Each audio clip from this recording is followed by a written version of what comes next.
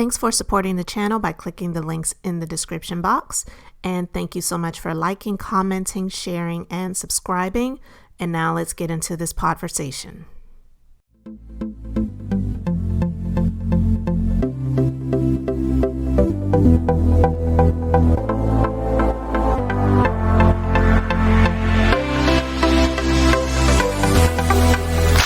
What's up, everybody? We're going to have a podversation about Monique Samuels and Candiace Dillard and this fight, this situation.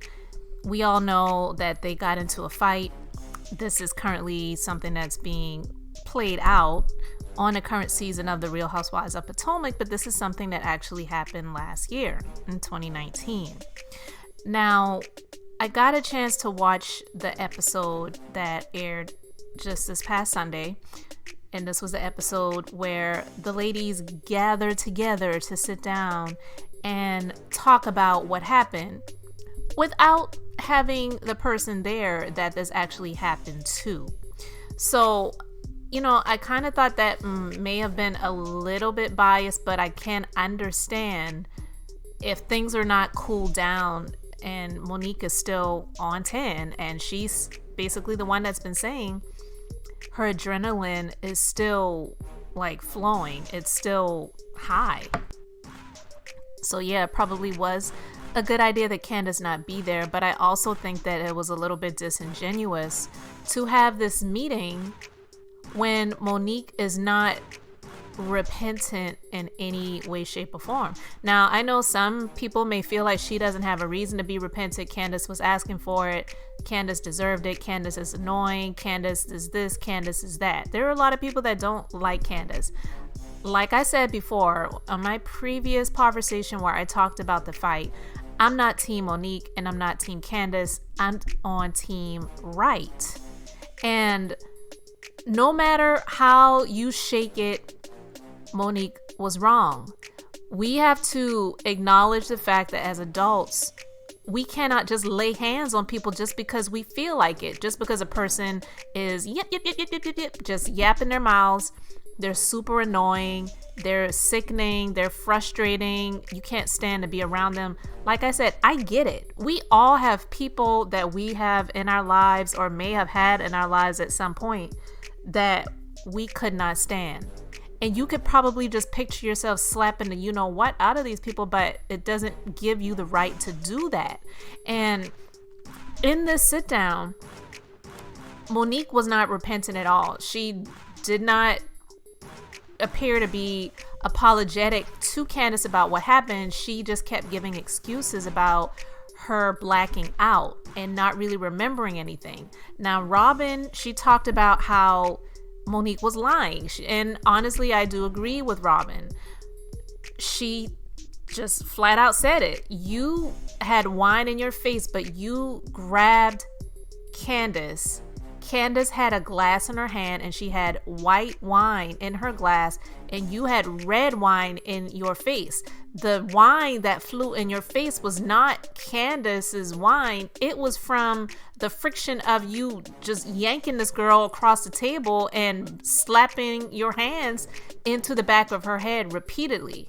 Now, of course, I'm not quoting Robin, but that is what happened. And she's 100% correct. And like I said, I'm not Team Candiace and I'm not Team Monique. I'm just Team Right. And so when Wendy asked Monique if she has apologized to Candiace, and she said, for what? You can't just give this excuse of I blacked out, but I'm not sorry, because she was asking for it. And when they called to attention the tweets that she put on Twitter after the incident happened, saying ask and you shall receive, then did you really black out?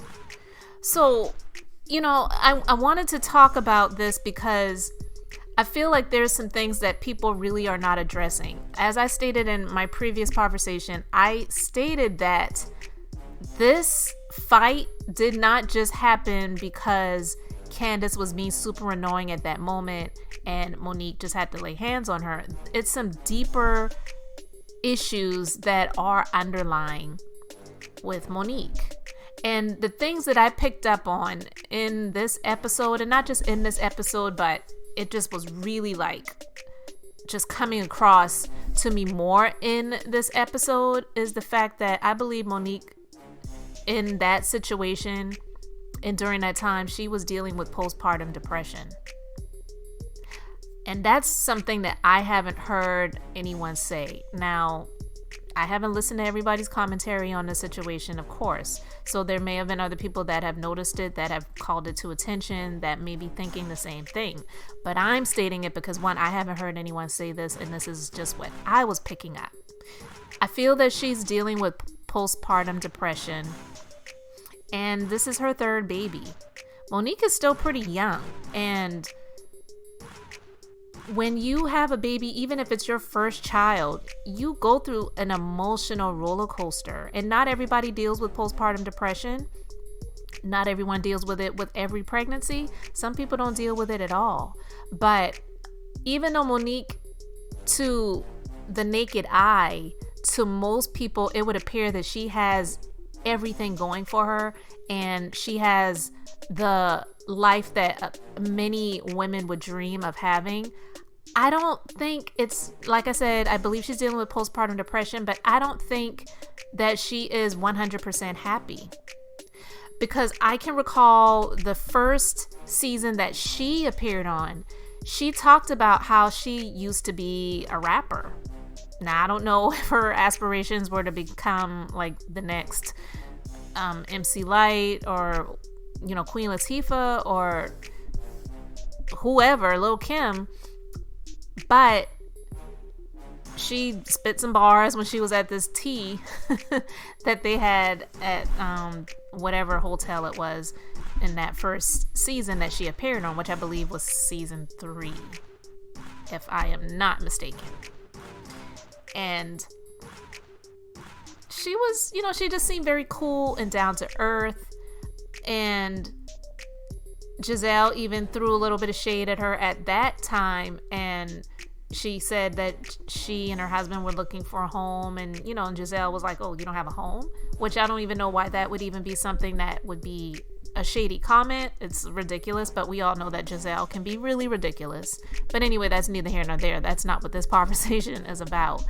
But Monique, she shot back and said, "I have 4 homes." Now, at that time, I was like, yes, girl, say what you got. Own it. It is what it is. I didn't take her at that time to be braggadocious about what she's got, but I just feel like she was just trying to call Giselle out on her trying to be shady at that moment. But here's the thing. At this meeting, when Giselle was making comments, even though Giselle is not one of my favorite people, just based on some of her actions, I agreed with Giselle on a number of things that she brought about. And so now I don't think she needed to have a security guard there. I think that was ridiculous. And I also think the comment that she made about how she and her Jamal Bryant, they have an image to uphold, so she won't be near this woman, and she doesn't want to be seen with her, with somebody who's going to act in that way. But we already know the image that Jamal Bryant has, so we're not even going to go there. I just thought that was ridiculous. But, Giselle and Robin and Wendy, they made some really good points at this meeting. And when they called out the tweets and the blog writings about the incident that happened and how that shouldn't have been revealed, and Monique said, well, that wasn't me, I didn't do it. But I'm quite sure Monique knew who did it if it was not her necessarily that put out that information about the incident. And even though I'm not one of those people that follows these shows on social media, and I don't follow the ins and outs of what's going on outside of what airs on the actual show when it airs on television, I remember when they were talking about that fight last year. That was really big news. So it did come out possibly a day or two after the incident happened, and that is what they were discussing as well at the meeting at Karen's house. So when Monique was denying knowing anything about it, I thought she was lying about that. I really didn't feel like she was being honest. And Giselle made some good points. Like I was stating, that I don't agree with everything that Giselle says and does, but at this time she did make some good points, and she was calling out the times that Monique has made statements that were threatening to people. And you know how Bravo does, they roll back the tape.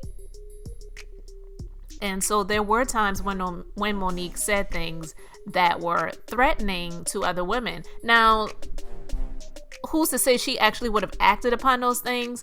Of course, we don't know that, but here is another time where she did say something and she moved on it. She acted on it. So Giselle definitely did have a good point when she brought those points up. But again, like I said, I don't feel that she needed to have a bodyguard or security guard there with her. I thought that was ridiculous, and I thought that was also for the show. It was for show and for the show, and to throw some shade in Monique's face.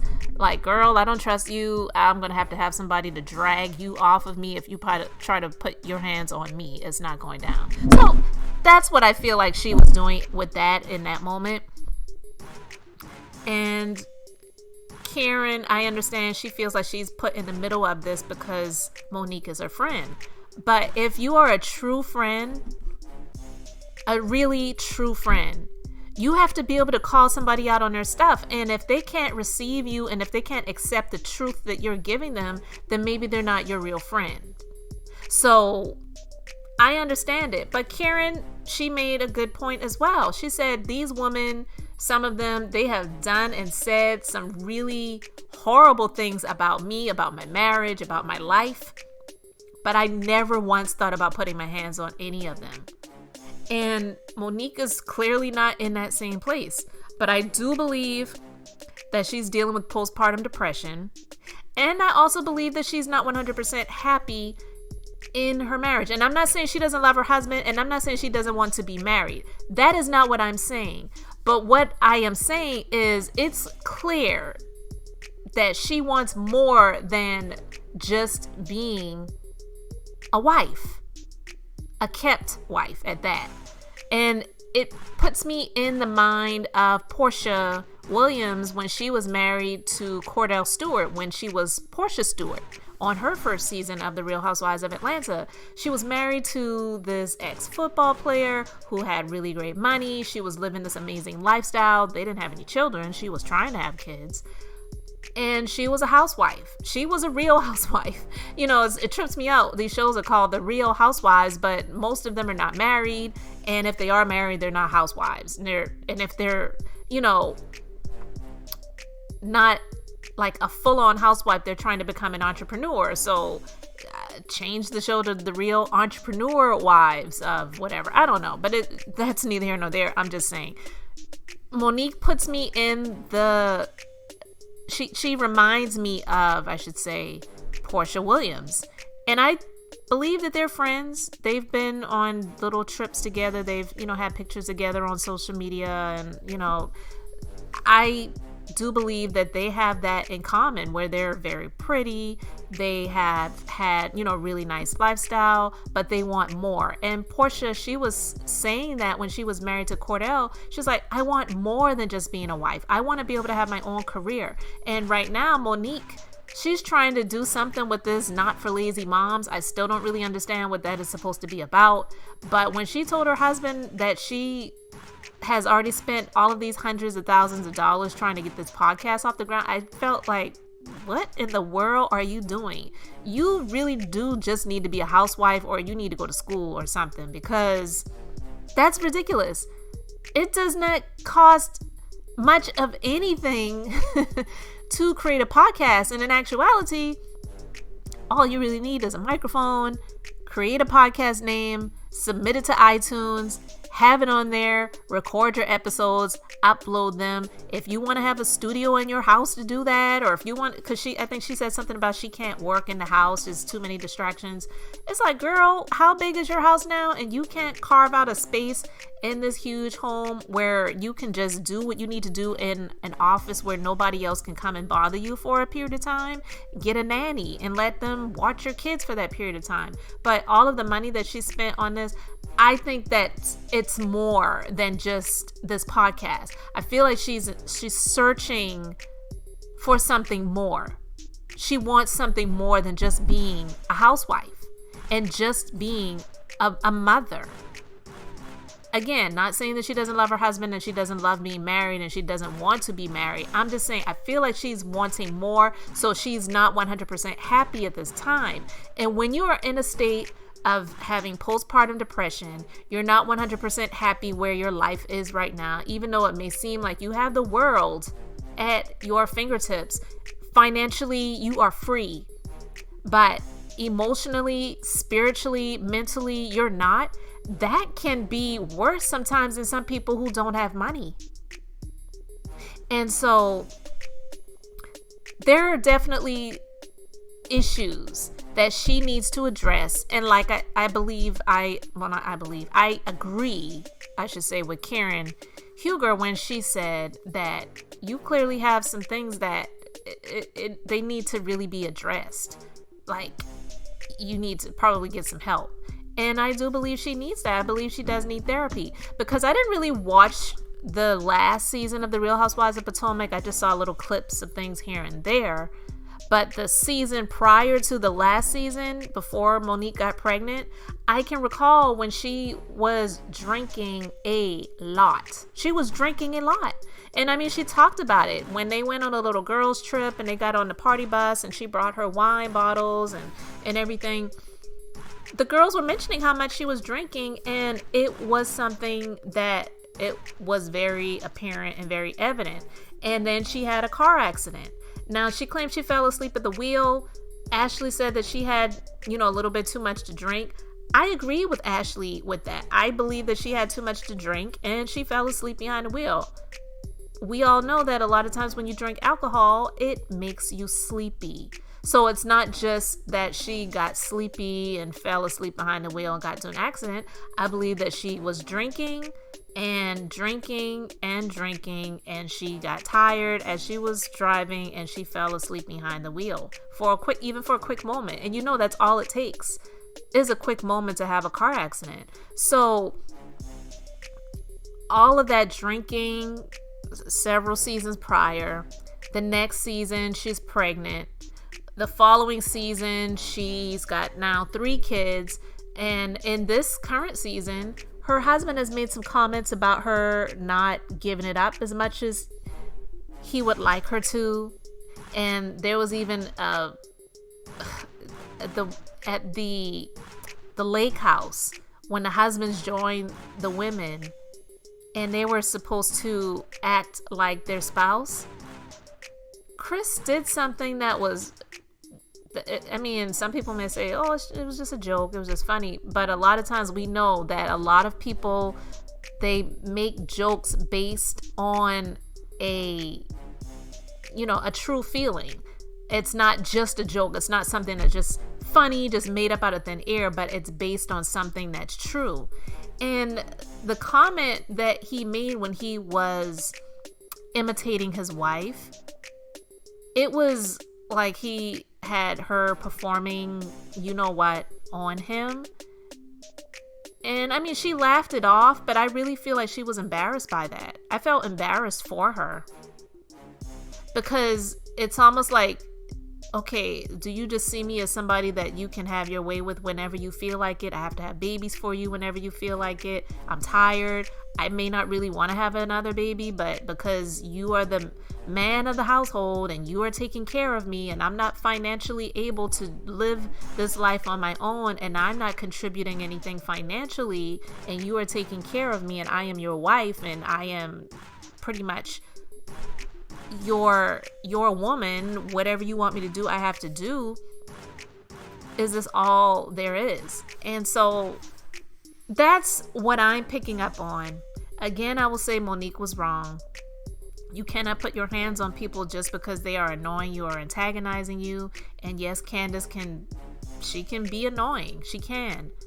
But we all know that as adults, we just can't act that way. Do I believe she's worthy of forgiveness? I do. I believe that we always have to have a space in our heart to be able to forgive somebody if we want to be forgiven. That's just my opinion. And it's not even just my opinion. That's what the Bible says. It's just true. Forgive so that you can be forgiven. And I know there's some people that are like, I ain't forgiving that B. I ain't forgiving. I don't care. I'll never forgive them. Well, that's on you. But I'm just stating what I see some of the issues are, but that's just my viewpoint on it. And what she did was not okay. But I believe that in order for Monique to be forgiven, she needs to, one, forgive herself, and she needs to apologize to Candiace, and she needs to forgive Candiace for whatever she feel like Candiace did to her. But again, I don't believe that Candiace did anything to justify Monique grabbing that girl and just yanking her over and slapping her up in the back of her head and saying that she was going to kill her and running, after her to get at her again. It's just not cool. So those are just my thoughts on it, and you guys feel free to leave yours in the comment section.